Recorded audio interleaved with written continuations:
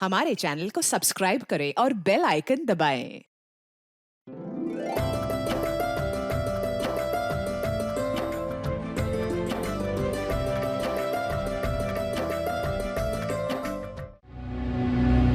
कभी घर के खाली बरामदे में, कभी दीवारों पे लगी तस्वीरों में, सदियां बीत गई तेरे इंतजार में, तू खो गई है न जाने किस अंधकार में। तेरी याद मुझे रुलाती है, पर एक लौ है मेरे अंदर जो मुझे उठाती है। मैं चलती हूँ, भागती हूँ, आज भी तुझे ढूंढती हूँ। एक बच्चा जब गायब होता है तो उसका परिवार उसे ढूंढने के लिए हर मुमकिन कोशिश करता है, और दूसरी तरफ वो बच्चा न जाने कितने अत्याचारों से गुजरता है। एनसीआरबी की 2019 के रिपोर्ट के मुताबिक लगभग 1,19,617 बच्चे लापता हुए थे। मतलब 327 बच्चे हर दिन। 10 साल के अंतराल में इनमें से काफी बच्चे खोज लिए गए, पर तकरीबन 48,000 बच्चे अभी भी गायब हैं। हमने आज तक गुमशुदा बच्चों की कई कहानियां देखी, लेकिन आज का केस ऐसा है जिसमें एक बच्ची गुमशुदा हुई, लेकिन पुलिस प्रशासन को यह समझ में नहीं आ रहा था कि कोई उस बच्ची को ढूंढना भी चाहता है या नहीं। नमस्कार, मैं सोनाली कुलकर्णी क्राइम पेट्रोल सतर्क के इस नए अध्याय में आपका स्वागत करती हूँ।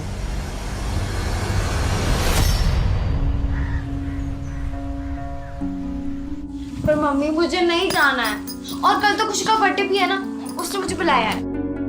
दिव्या, सिर्फ एक ही हफ्ते की बात है, तुम खुशी को सॉरी बोल दे। लेकिन मम्मा दिव्या, जाना है। ये ले बेटा, तेरे लिए नई फ्रॉक। नई फ्रॉक? लेकिन पापा, इतना खर्चा करने की क्या जरूरत थी, और अभी तो पुरानी वाली है ना मेरे पास। अरे पुरानी वाली तो छोड़, उसको पहन के तो बिल्कुल राजकुमारी लगेगी, कोई बोल ही नहीं पाएगा तुझे किसी चीज की कमी है। मैं कह रही हूँ ना, मुझे किसी भी चीज की कमी नहीं है।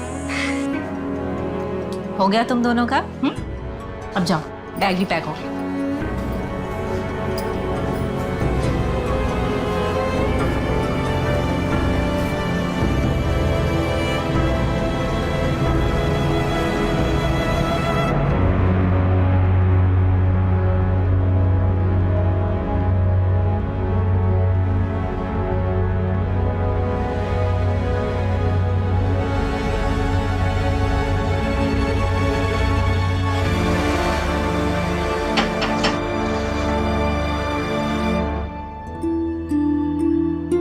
बेटा,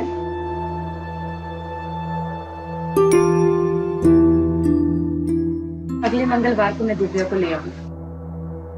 दिव्या, मेरा टाइम पे खाना खाना और टीवी कम देखना। ठीक है। ठीक है? बाय।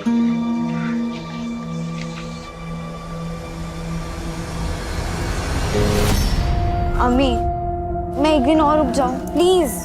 बेटा, तुम्हारी मम्मी हम दोनों की पिटाई करेंगी। बोला था उन्होंने कि मंगलवार को दिव्या को वापस लाना है। मंगलवार मतलब मंगलवार। अच्छा बेटा, मेरी तबीयत ठीक होती तो मैं तुम्हें खुद छोड़ने जाती। कोई नहीं, मैं अकेली चली जाऊंगी। चलो भैया, स्टार्को जंक्शन, घर के ठीक बाहर छोड़िएगा। बाय।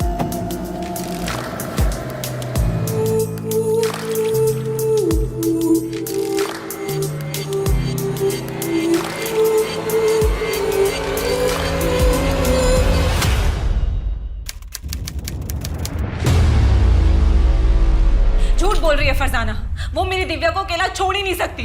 उसने मेरी दिव्या को कहीं छिपा के रखा है। शांत हो जाइए, पहले मुझे सब कुछ ठीक से बताइए, क्या हुआ? साहब, मैं बस बोलता हूँ आपको, हमारी बेटी है दिव्या, वो फरजाना के घर पे गई थी और आज वापस लौटने वाली थी, पर अभी तक पहुंची नहीं है साहब। क्या उम्र होगी उसकी? मेरी बेटी सिर्फ 13 साल की। ये फरजाना क्या लगती है आपकी? आप इतने सवाल क्यों पूछ रहे हैं? उस फरजाना को उठाइए और जेल में डाल दीजिए, तब बताएगी कि उसने मेरी बेटी दिव्या को कहाँ छिपा के रखा है। देखिए मैडम, हम ऐसे ही किसी को उठाकर जेल में नहीं डाल सकते, हमें अपने तरीके से काम करने दीजिए। आपकी बेटी दिव्या फरजाना के घर क्यों गई थी? सर, मेरी तबीयत ठीक नहीं थी, इसलिए मैं दिव्या को छोड़ने नहीं गई थी। ये प्रणय और सुनीता झूठ बोल रहे हैं, उन्होंने ही मेरी दिव्या को गायब किया। लेकिन क्यों? ये सवाल मुझे और मेरी टीम को हर वक्त परेशान कर रहा था। इस केस को सुलझाना उतना आसान नहीं था जितना दिख रहा था।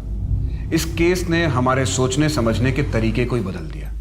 इस केस की शुरुआत से ही हमारे जहन में एक सवाल था कि आखिर उस दिन हुआ क्या था। कौन सच की चादर ओढ़ के हमसे झूठ बोल रहा था? यह हमारे सबसे मुश्किल केसेस में से एक था। सच को साबित करना तो दूर की बात थी, सच को समझने के लिए भी हमारे पास एक भी सबूत नहीं था।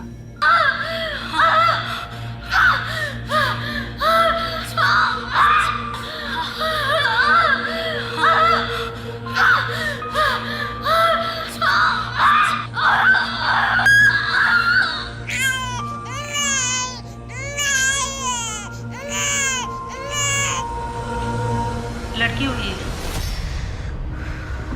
नहीं देखना है मुझे, लेकर जाइए इसे।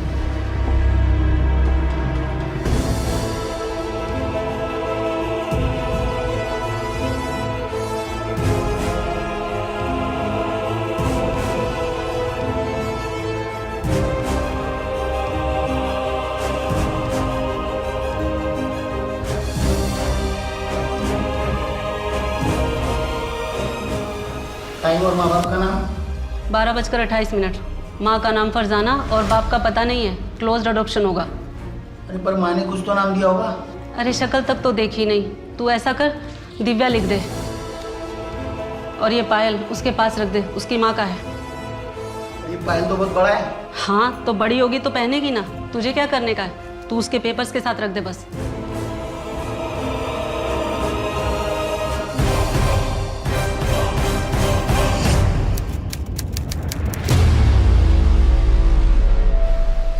देखो बेटा, अच्छा बर्ताव करना। अगर उन लोगों को तुम पसंद आ गई तो तुम्हें एक अच्छा परिवार मिल जाएगा। पसंद आऊंगी तब ना। अरे क्यों नहीं पसंद आओगी? इतनी अच्छी तो हो तुम। अगर मैं अच्छी होती तो मेरे मम्मी पापा मुझे यहाँ क्यों भेजते? देखो दिव्या, ऐसी बात नहीं है, उनकी भी कोई मजबूरी होगी ना। हाँ, मजबूरी होगी।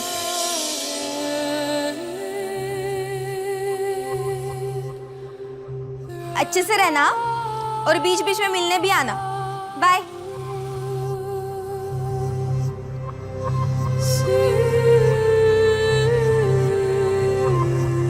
भैया कुछ खाने को दो ना।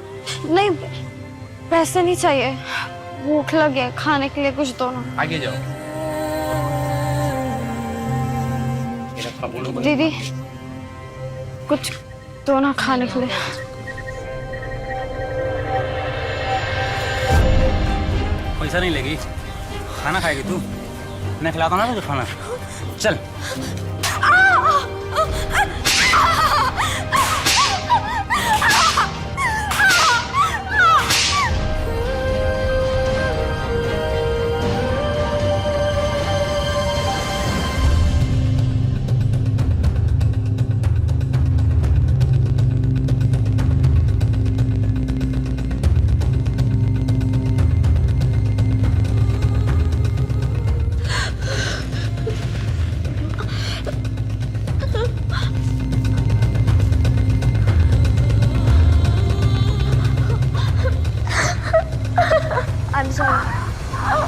पूरे ऑर्फनेज में सबसे शांत लड़की है दिव्या। एक एनजीओ के साथ मिलकर हम ही ने रेस्क्यू करवाया था। कहाँ से? एक बेगिंग रैकेट था। फेक अडॉप्शन में ट्रैफिक हो गई थी। तो मैडम उसके साथ? फॉर्चुनेटली नहीं, उसको मारा पीटा जाता था, भूखा रखा जाता था। लेकिन पूरे 1 साल में उसके साथ एग्जैक्टली क्या क्या हुआ ये अभी तक दिव्या ने हमें नहीं बताया। लेकिन मैडम वो हमारे साथ घुल मिल तो जाएगी ना? प्यार हर जख्म भर देता है। अगर आप दिव्या का अडॉप्ट करते हो तो आपको कुछ काउंसलिंग सेशंस के लिए हमारे पास आना होगा। हमने रूल्स थोड़े से स्ट्रिक्ट कर दिए हैं, तो हमारे यहाँ से आपके घर रेगुलर विजिट्स होंगे।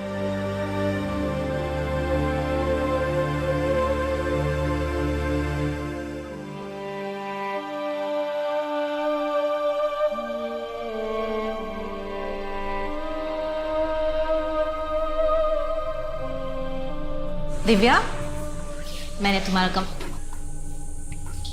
क्या हुआ? अच्छा बैग मुझे। बेटा देखो मैं तुम्हारे लिए क्या लाया हूँ। कलर पेपर, ये स्केच पेन और ये पेंसिल बॉक्स तुम्हारे लिए। रख लो। अरे रख लो बेटा तुम्हारे। दिव्या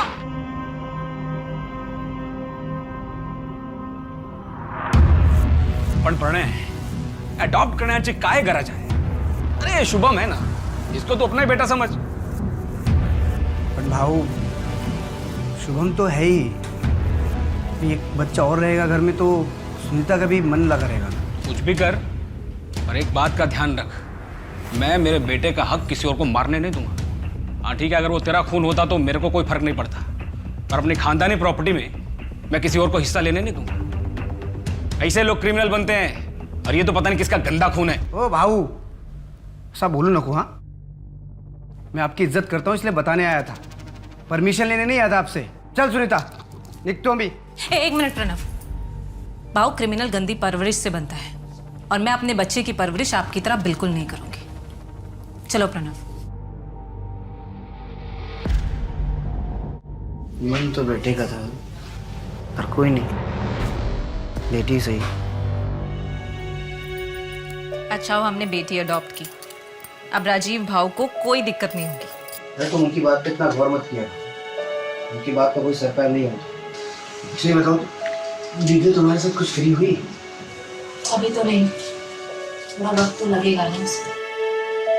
दीदी के अच्छे से स्कूल में एडमिशन करवा दो. अपनी उम्र के बच्चों के साथ मिलेगी तो जल्दी खुलेगी. अच्छा प्रणय, उसका एडमिशन इंग्लिश मीडियम स्कूल में करवा दे, जहाँ पे वो पाटिल भाई है ना, उनकी बेटी जाती है खुशी, वहां पर. हाँ ठीक है, करवा देंगे. काय सगळे सांग मला, काय सगळे?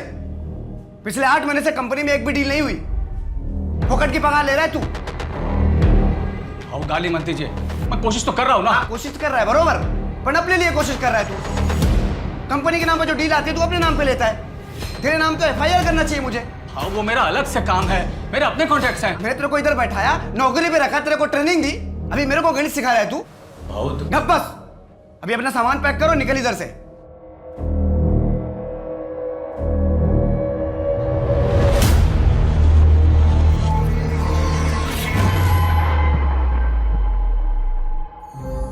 दिव्या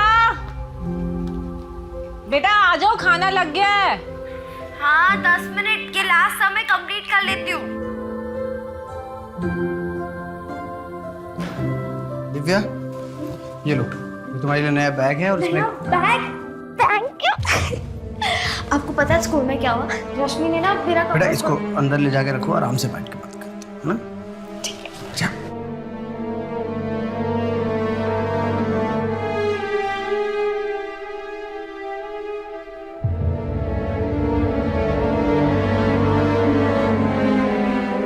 अच्छा मैं क्या सोच रही थी कि दिव्या का एडमिशन किसी सस्ते स्कूल में करवा दे. उससे क्या होगा?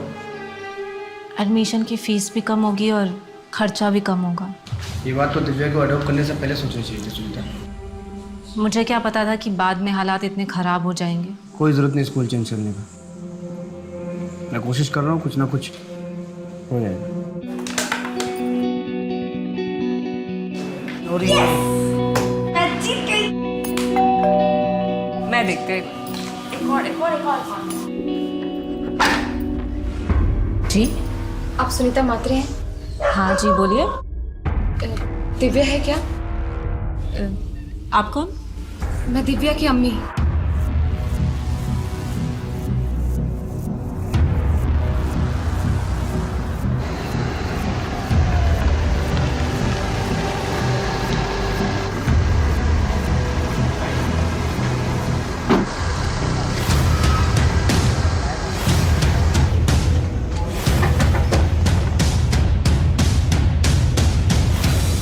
हाँ साहब, मेरे को सिर्फ इतना याद है, इस लड़की को जिधर छोड़ा था उधर कोई तो था जिसने दरवाज़ा खोला था.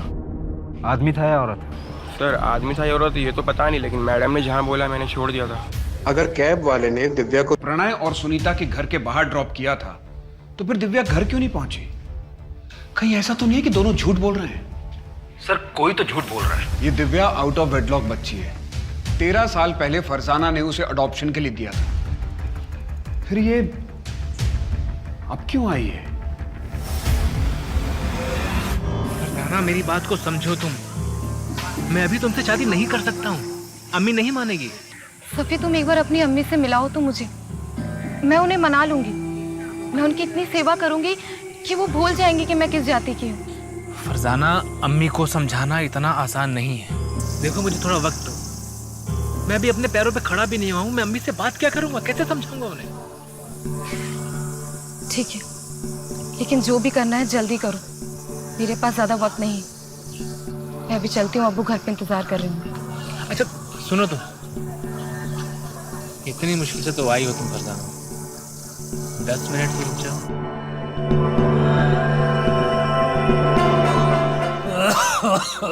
अब्बा, मैं आपके लिए दवाइयाँ ले आई हूँ। चलिए। मुर्तजा फिर से आया था। वो बिना दहेज निकाह करने को तैयार है। उसकी बस एक ही शर्त है कि निकाह के बाद नकाब पहनना होगा। अब्बा, वो होता कौन है शर्त रखने वाला? मुझे निकाह नहीं करना। अब दवाई पीजिए। बहुत डर लग रहा है, पुलिस आएगी तो बाल की खाल निकालेगी। कहीं घबराहट में मुंह से कुछ निकल गया तो क्या करूं? निकल जाऊं क्या? ठीक है।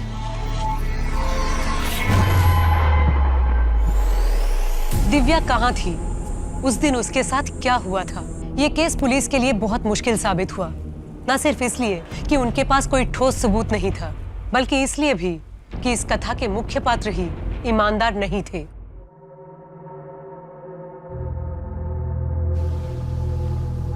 बुरा साया है तुझ पर, और वो इतनी आसानी से तेरा पीछा नहीं छोड़ेगी।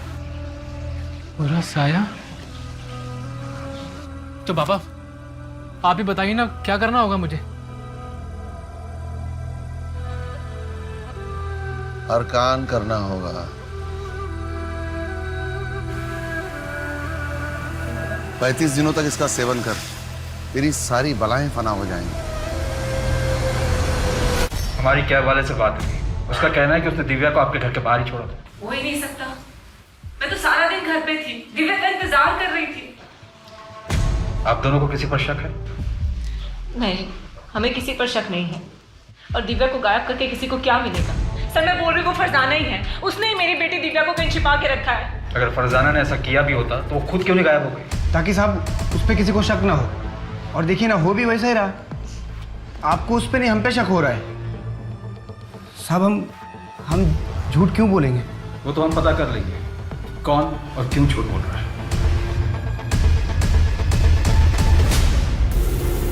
देख प्रणय, अगर दिव्या से तू मेरी शादी कराता है तो मैं तुझे 8 लाख रुपए दूंगा, और तुझे वो वापस भी देने की जरूरत नहीं। भाऊ क्या बात कर रहे हो? मेरी दिव्या सिर्फ 13 साल की है। तो क्या हुआ, आज नहीं तो कल शादी तो करवाओगे। 8 लाख छोटी रकम नहीं होती। पैसे वाला तो क्या? अपनी बेटी बेचूंगा तुझे? हाँ, निकल यहाँ से। और आइंदा मैं घर पे दिखाई मत पड़ना। आइंदा दिखाई पड़ा ना तो जान से मार दूंगा। इस कमीने ने सोच भी कैसे लिखी मुझे? अपनी बच्ची बेचूंगा इसे।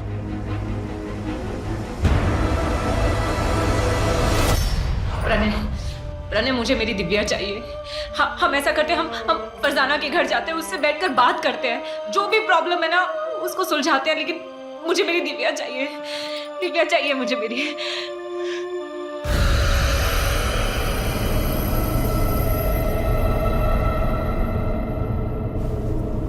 खाना लगा दिया है?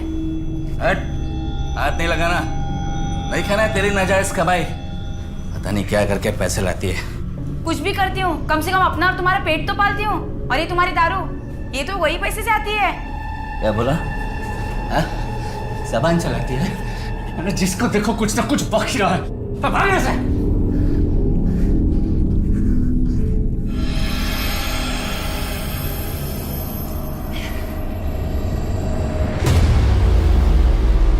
सुनीता, पड़ोसी बोले फरजाना कल रात में निकल के बैग लेके। क्या? तो अब क्या करेंगे? पर कैसे? उस पर नजर क्यों नहीं रखी गई थी? सॉरी सर, वो हमसे। नीलेश, ये बहुत बड़ा ब्लंडर है। फरजाना हमारी सस्पेक्ट थी और वो हमारे नाक के नीचे से गायब हो गई। ये हमारी लापरवाही का नतीजा है। सर मैंने फरजाना के लिए लुकआउट नोटिस जारी कर दिया है, वो जल्दी हमारी गिरफ्त में होगी। और एक बात है सर, ये प्रणय का बड़ा भाई राजीव, वो इस एडॉप्शन से खुश नहीं था। तो क्या राजीव दिव्या को गायब करवा सकता है? हो सकता है सर, या ये भी हो सकता है कि दिव्या के साथ अब तक बहुत कुछ कर दिया गया है।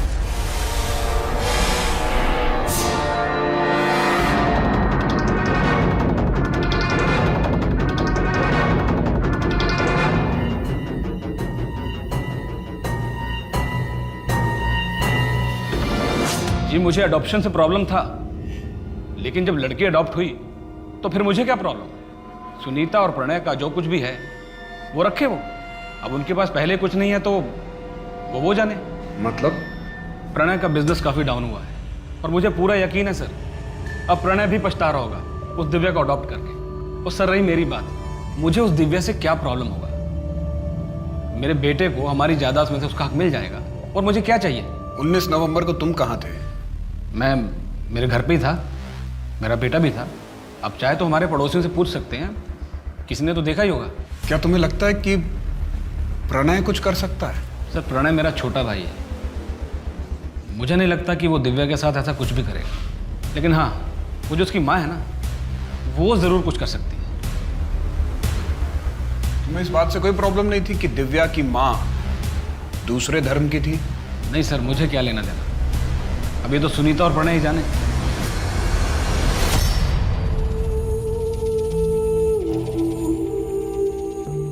पापा ये देखो मैंने आपके लिए बनाया, हैप्पी फादर्स डे।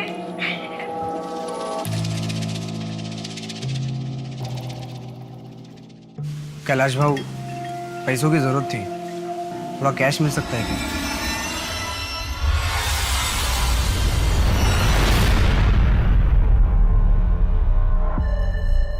कहीं तुमने ही दिव्या को? सुनीता, दिमाग खराब हो गया तुम्हारा?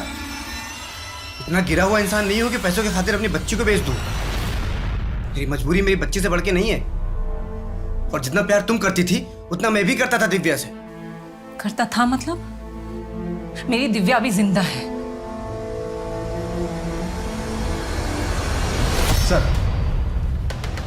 सर प्रणय और सुनीता को दिव्या के लिए रिश्ता है। कैलाश वागले नाम का एक आदमी है, यहाँ गोवा में 3 रिजॉर्ट है उसके, और 8 लाख रुपए में बात भी तय हुई। पहले तो प्रणय ने उसे धक्का मारकर निकाला, लेकिन अपने खबरी जग्गू ने पता किया ये प्रणय दोबारा कैलाश से मिला, शायद डील कर ली। तो क्या ये चाइल्ड मैरिज का केस है? कहीं ऐसा तो नहीं कि प्रणय ने मौके का फायदा उठाया ताकि सबको ये लगे कि ये सब कुछ फरजाना ने किया है? और ये भी हो सकता है कि प्रणय और फरजाना दोनों मिले हों। ये फरजाना इंदौर से है ना? जी सर, उसका एड्रेस भी हमारे पास है, मेरी लोकल पुलिस से बात भी हुई है। नहीं नीलेश, तुम खुद इंदौर जाओ और इस फरजाना की कुंडली निकालो। 1 महीना बीत गया है और हमारे पास दिव्या की कोई खबर नहीं।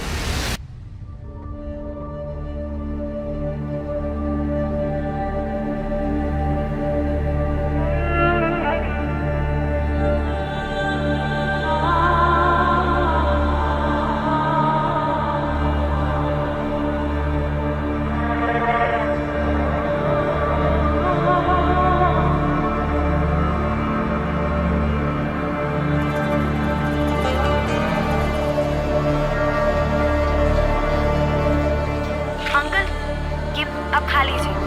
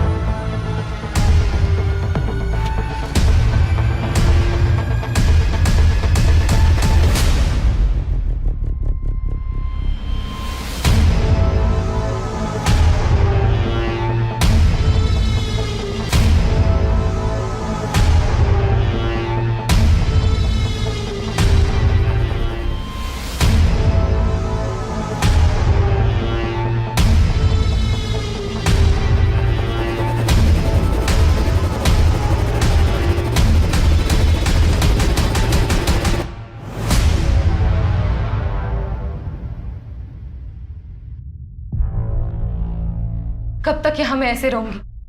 5 महीने हो चुके हैं और तुम अब तक अपने घर वालों को मना नहीं पाए। फरजाना, मैं कोशिश कर रहा हूँ ना। झूठ बोल रहे हो तुम सभी। सच सच बताओ, तुम मुझसे निकाह करोगे भी या नहीं? करूंगा फरजाना, पर सही वक्त आने पर। और वो सही वक्त कब आएगा? मैं 5 महीने की प्रेग्नेंट हूँ। तुम्हारे घर वालों को मेरे बारे में भनक भी है, और अब तो मैं अबॉर्शन भी नहीं करवा सकती।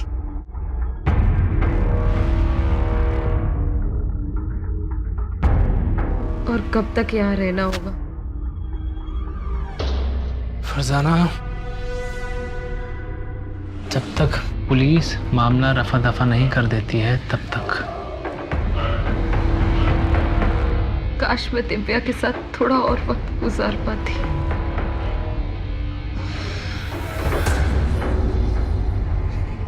सर, फरजाना ने यहाँ गोवा के मृणाल नर्सिंग होम में दिव्या को जन्म दिया और उसी दिन अडॉप्शन के लिए भी दे दिया। जब फरजाना को बच्ची चाहिए ही नहीं थी तो फिर वो वापस आई क्यों? सर, ये तो फरजाना से ही पता चलेगा। अगर वो हमें मिली तो एक बार वापस सबसे बात करते हैं, शायद हमसे कुछ छूट रहा हो।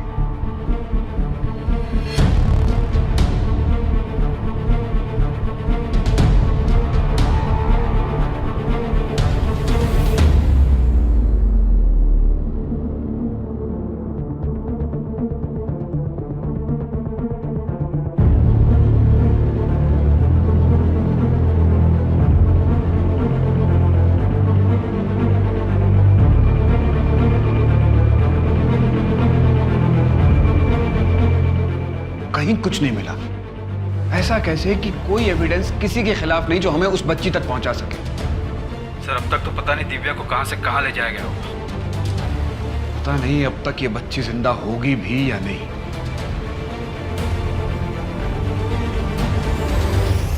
छह साल बीत गए लेकिन दिव्या का कहीं पता नहीं चला। 1 साल बाद पुलिस भी दूसरे केसेस में उलझ गई और दिव्या मिसिंग केस फाइलों के नीचे दब गया।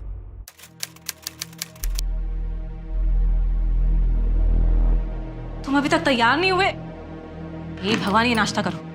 तुम्हारा रोज का नाटक है, ट्यूशन के लिए भी लेट हो जाते हो। मुझे कोई बात नहीं, मैं ड्रॉप कर दूंगा। हाँ, तुम्हारे इसी लाड प्यार ने ना इसको बिगाड़ के रख दिया। दूध भी पियो। मेरा राजकुमार है ये। तू खा बेटा, आराम से खा। डैडी तुझे ड्रॉप करेंगे आज। दूध भी पियो। आज की सबसे बड़ी खबर, सुप्रीम कोर्ट का फैसला। अब बेटियां भी होंगी अपने पिता की संपत्ति में बराबर की हकदार। इंडिया की हिस्ट्री में एक लैंडमार्क जजमेंट। अब बेटियां भी होंगी अपने पिता की संपत्ति में बराबर की हकदार।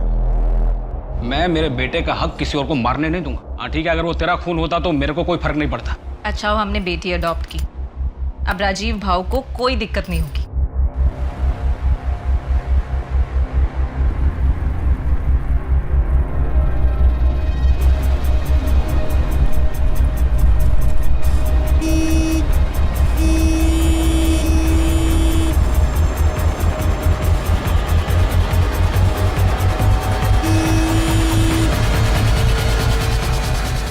भाई क्या कर रहे हो? बीच पे खड़े हो, साइड में लो ना। भाऊ, गाड़ी बंद पड़ गई है भाऊ। अरे गाड़ी खराब हो गई है तो साइड में लो ना, बीच में कहाँ खड़े हो? मेरी बात सुनो ना भाऊ, बात सुनो ना।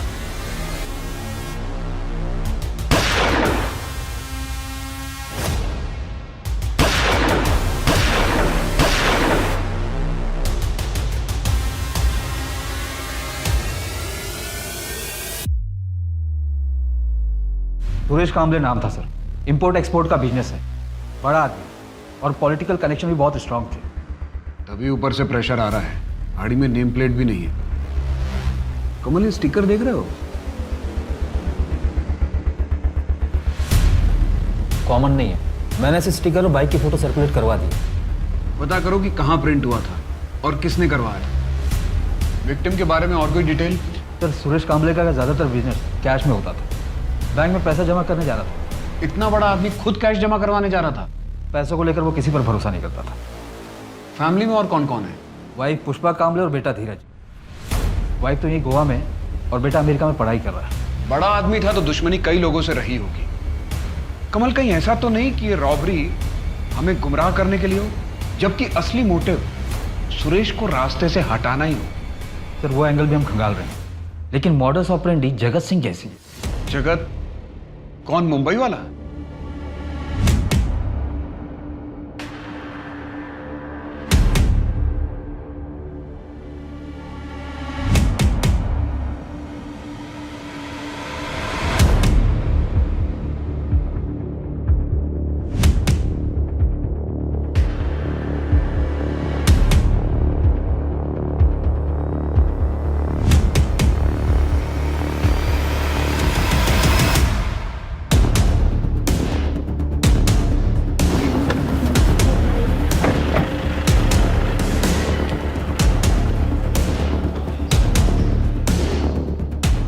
टिप तो सही मिली। जग्गू को फोन कर। हाँ जग्गू, स्कूटर तो मिल गई है। वो दोनों कहाँ पर है? आप रेस्टोरेंट में आ जाओ, यहाँ दोनों चिल मार रहे हैं।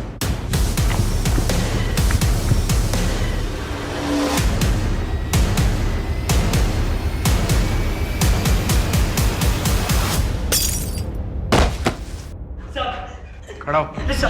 खड़ा हो। अपना मुंह खोल और बता किसके कहने पे मारा सुरेश कामले को। बोल। नहीं जानता मैं किसी सुरेश कामले को। नहीं जानता? अच्छा, अब तुम दोनों को कोई नहीं जानेगा। कमल, इन दोनों की ऐसी हालत करो कि इन दोनों को कोई पहचान न सके। मैं बताता है साहब, मैं बोले मुझे मत मारो साहब, मैं बोलता है साहब। गोवा के बंदे नहीं देती सुपारी। कौन? कहाँ मिलेगा? वहीं पे जहाँ से हमें उठाया था सर।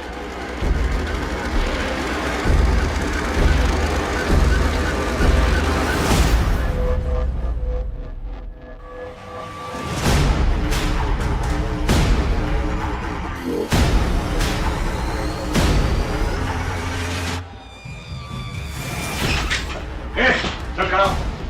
क्या कर रहा है? खड़ा हो। क्या कर रहा है? अरे खड़ा। कहाँ ले जा रहे हैं? बात सुनिए। पूरे घर को चेक करो। कहाँ ले जा रहे हैं? क्या कर रहे हैं आपको? कहाँ ले जा रहे हैं? मेरी बात सुनिए।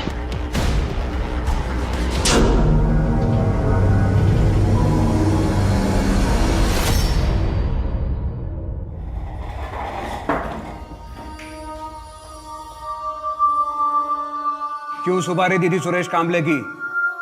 वो तो तुम्हारा शागिर्द था। कर्म अच्छे कर, ऊपर वाले का यही फरमान है तेरे लिए। अगर अगले 2 सेकंड में अपना मुंह नहीं खोला ना तो उसी ऊपर वाले के पास भेज दूंगा। तेरा ये गुस्सा ही तेरा सबसे बड़ा दुश्मन है और यही एक दिन तुझे जानने मिलेगा।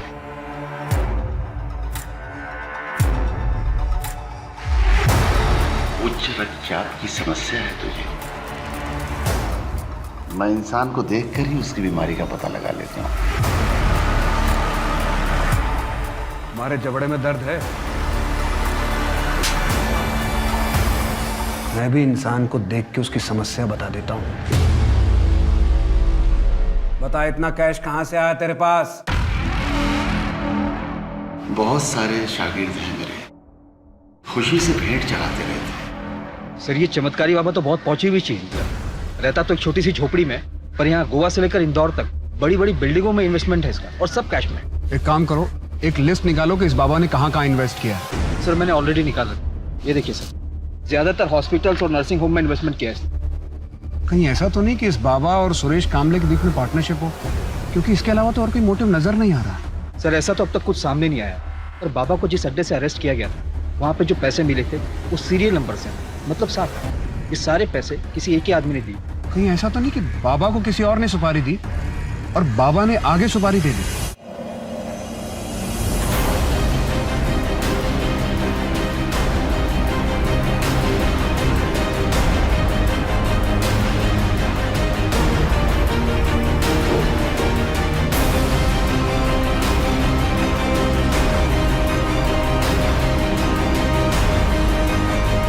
टाइम और माँ बाप का नाम? 3:24। माँ का नाम पारुल शर्मा, बाप का पता नहीं।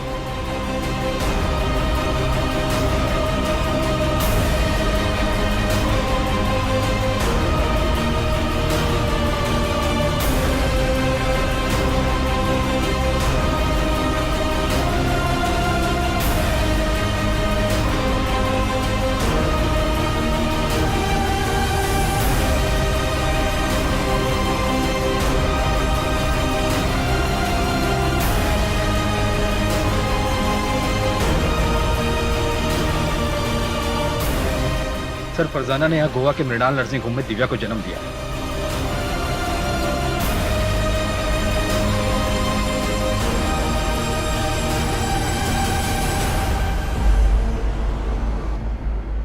इसे जानते हो?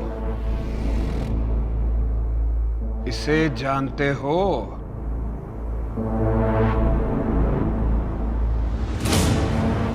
नहीं। इसे मृणाल नर्सिंग होम से अडॉप्ट किया गया था और इसने इस बच्ची को जन्म दिया था। इसका नाम दिव्या है, 6 साल से गायब है। क्या जानते हो इनके बारे में?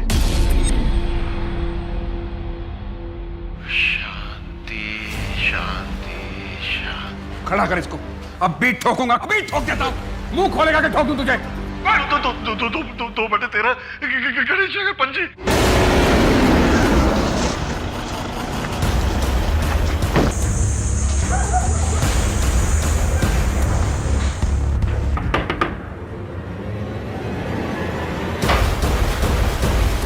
खत्म हुआ चूहे बिल्ली का खेल। बहुत साल घुमाया तुमने। फरजाना, मेरे पास एक प्लान है, सुनो, बैठो, ध्यान से सुन लो। हम एक काम करते हैं कि हम ये बच्चा एक अस्पताल में दे देते हैं। क्या बोल रहे हो तुम सफी? मैं अपना बच्चा किसी को नहीं दूंगी। फरजाना, मेरी बात ध्यान से तो सुनो। देखो, एक चमत्कारी बाबा की वजह से मुझे एक अस्पताल के बारे में पता पड़ा है। हम ये बच्चा वहां दे सकते हैं, वही बच्चा रख लेंगे और डिलीवरी होने तक तुम भी वहां रह सकती हो। हम जब निकाह कर लेंगे फिर ये बच्चा वापस ले लेंगे। और ना ही मेरा सफ़ी से कभी निकाह हुआ और ना ही मैं अपनी बच्ची को ले पाई। फिर मुझे पता चला कि सफ़ी को HIV है। मैंने अपना टेस्ट करवाया तो मैं भी पॉजिटिव आई। मौत को इतने करीब से देखने के बाद मेरे अंदर की ममता जाग गई। सोचा बच्ची कुची जिंदगी अपनी बच्ची के साथ गुजार पाऊं, पर दिव्या आप कहाँ हैं? क्या? क्या वो जिंदा है? मैं तो सोच रही थी कि वो उन दोनों के साथ खुश है। मुझे लगा था कि उन दोनों ने दिव्या का किडनैप करवाया ताकि वो मुझे फंसा सके। इसीलिए मैं उनके रास्ते से खुद हट गई ताकि वो तीनों खुश रह सके।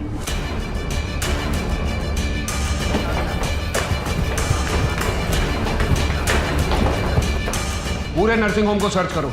अगर और फोर्स की जरूरत है तो और फोर्स मंगा लो। मुझे इस नर्सिंग होम का पूरा कच्चा चिट्ठा चाहिए। यहाँ कौन काम करता था, करता है, यहाँ पर किस किस की ईंट लगी है, सब। जी सर, लेकिन सर हम किस बेस पर इन्वेस्टिगेशन कर रहे हैं? इस नर्सिंग होम में कुछ तो है नीलेश। ये सिर्फ एक कोइंसिडेंस नहीं हो सकता। सर, ये देखिए सारी फाइल में क्या क्या है।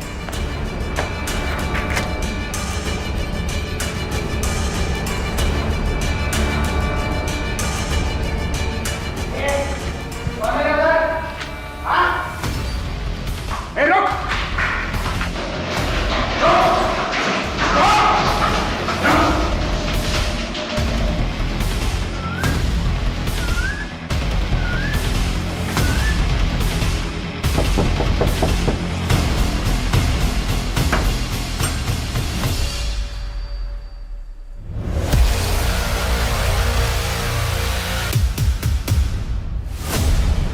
फरजाना, ये सब क्या है?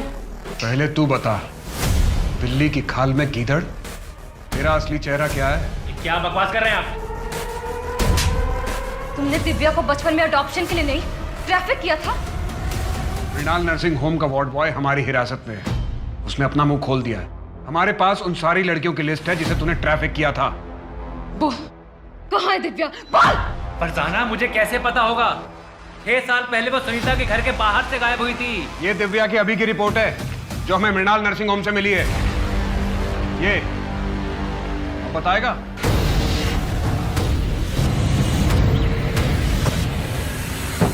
कौन हो आप? क्या हो रहा है ये? कौन हो आप? ये क्या कर रहे हो? और आप गोली कर रहे हो?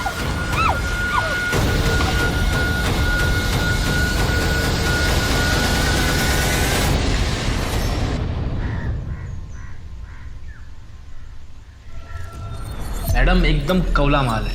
लॉटरी लग जाएगी आप लोगों की। महीने का 10,000। आप एक बार लड़की को देख तो लीजिए पहले। रोज देखते हैं। 10,000 रुपए के ऊपर 1 रुपया नहीं मिलेगा। ठीक है, लेकिन अगर बच्चा हुआ तो उसके पैसे मैं अलग लूंगा। ठीक है, मैं पैसे लेकर आती।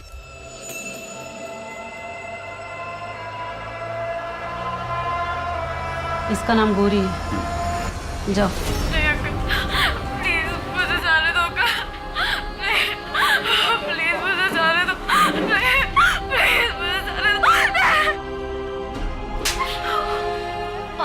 बच्चा नहीं पैदा कर पाए, कब तक मुफ्त का खाएगी?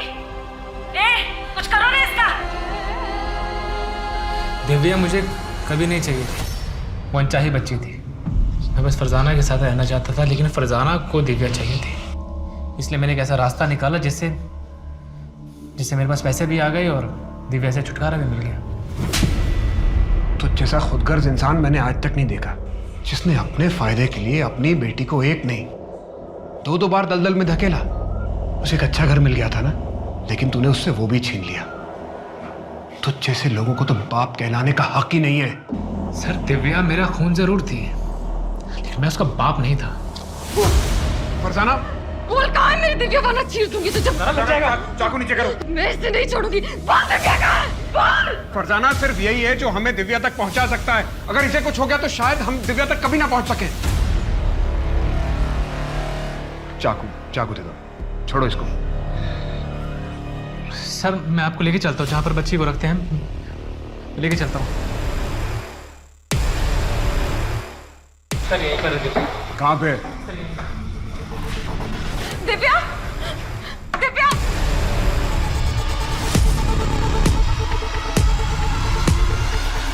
दिव्या मेरी बच्ची। बोल मेरी दिव्या कहाँ है? बोल, मैं तेरे को जान से मार दूंगी वरना। बोल मेरी दिव्या कहाँ है? यही थी दिव्या, यही रखा था मैंने। सर मैं सच कह रहा हूँ। दिव्या,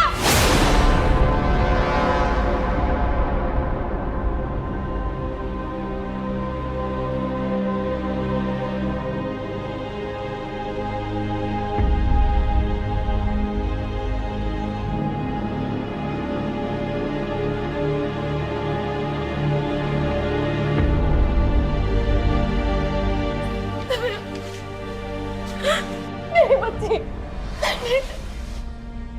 मुझे तुम लोगों से अब कोई लेना देना नहीं है। लेकिन बेटा मैंने कुछ नहीं किया है, मैं कुछ भी नहीं जानती थी। पैदा होते ही मुझे फेंक दिया, और जब मेरी जिंदगी में एक उम्मीद की किरण आई तो तुम अंधेरा बनकर आ गई। अगर तुम मेरी जिंदगी में ना आती तो मेरे साथ ये सब कुछ नहीं होता। बेटा मैं इसमें शामिल नहीं थी।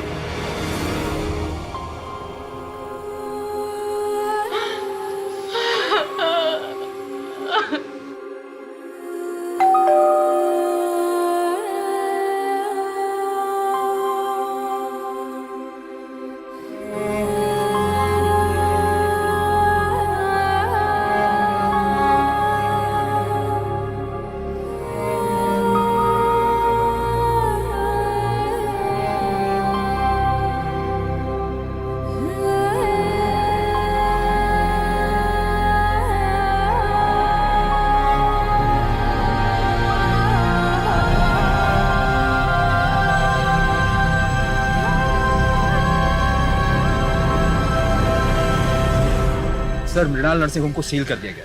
पिछले 25 साल से गोरख धंधा वहाँ चल रहा था। कुछ औरतें अपनी मर्जी से आती थी, फरजाना जैसे, उन्हें स्मूथ कॉलम में रखा जाता था, और कुछ खरीदी जाती थी दिव्या के जैसे, उन्हें डिफिकल्ट कॉलम में रखा जाता था। फिर उन्हें प्रेग्नेंट करके उनके बच्चों को बेच दिया जाता है। बाबा ने अपना मुंह खोला कि सुरेश कामले की सुपारी किसने दी थी। आपने जब से उसका सत्य से परिचय करवाया और ऊपर जाने का मार्ग खोला, तब से वो तोते की तरह बोल रहा है।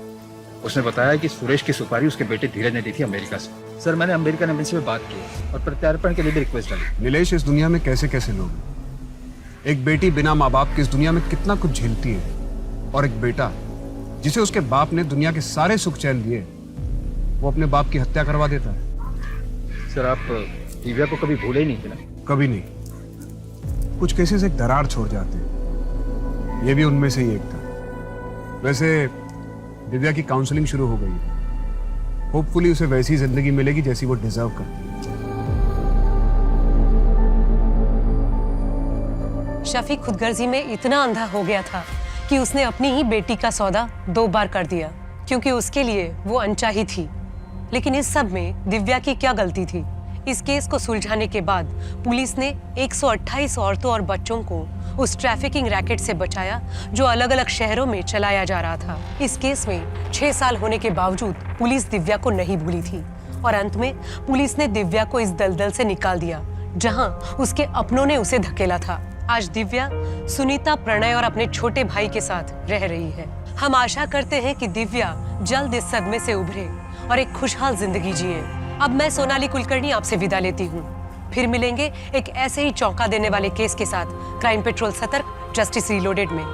तब तक अपना और अपने परिवार का ख्याल रखिए। आप जानते हैं कि हम सब एक मुश्किल दौर से गुजर रहे हैं। कृपया मास्क पहने, समय समय पर हाथ धोते रहें और उचित दूरी बनाए रखें। देखते रहिए क्राइम पेट्रोल सतर्क। जय Hind. For more updates, Subscribe to our channel, click the show links and enjoy watching the videos.